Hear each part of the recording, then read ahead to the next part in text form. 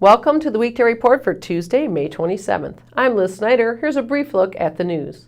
Governor Scott Walker provided a keynote speech in what was an eventful Memorial Day weekend in and around Kenosha County. Walker honored fallen veterans in a ceremony featuring a commemorative Air Force flyover at the Southern Wisconsin Veterans Memorial Cemetery in Union Grove on Sunday. Services continued on Monday with tributes in Kenosha, Summers, Silver Lake, and Twin Lakes. Community leader and outspoken activist Greta Hansen died Saturday morning at her Kenosha home. The 81-year-old had baffled her medical providers and comforted family members by living with cancer 2 years beyond her doctor's predictions. Hansen was central to the founding of the Shalom Center in the 1980s, and as recently as a few days before her death, she spoke of the need to finish the ongoing effort to open a permanent homeless shelter in Kenosha. Governor Scott Walker on Friday welcomed an Illinois company that is moving across the state line into Kenosha. Kenall Manufacturing is building a new facility in the business park of Kenosha where it will make lighting fixtures. The plant will open with about 400 employees, most of whom will be moving from the company's Illinois facility. Over the next several years, it is expected to add about 200 more positions.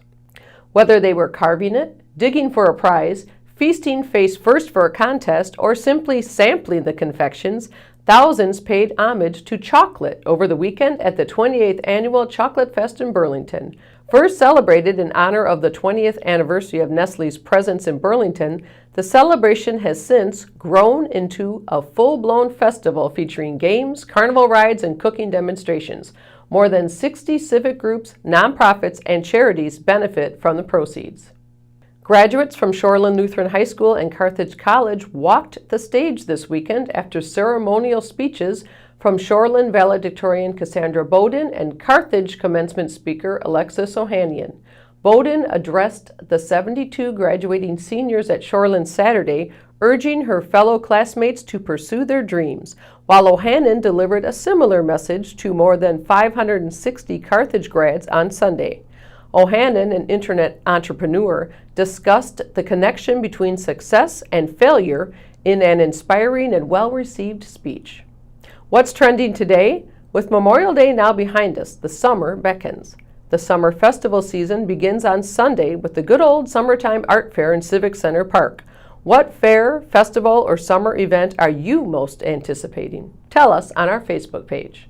Up next is Diane Giles with this week's History Mystery.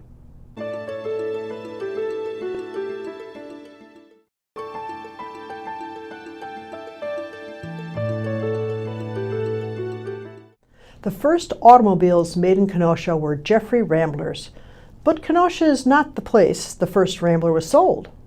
Company owner Thomas B. Jeffrey sold his first automobile in March 1902 on the floor of the Chicago Coliseum at an auto show. It was a Kenosha-made, one-cylinder, 12-horse-powered Model C runabout, priced at $750. It wasn't Jeffrey's first car, as Thomas and his son Charles had been tinkering with their creations for 5 years by then. Before the end of 1902, some 1,500 Ramblers rolled out of the factory doors here. That represented 1/6 of all the motor cars produced in the United States that year. This is Diane Giles reporting for the Kenosha News. Thanks, Diane. Now here's a look at what we're working on today. Deneen will have coverage of tonight's Unified School Board meeting, where the board is expected to act on a proposed settlement of a lawsuit challenging the district's union contracts. Pick up a copy of the Kenosha News and check kenoshanews.com for all the details on these stories and more. I'm Liz Snyder with the Weekday Report.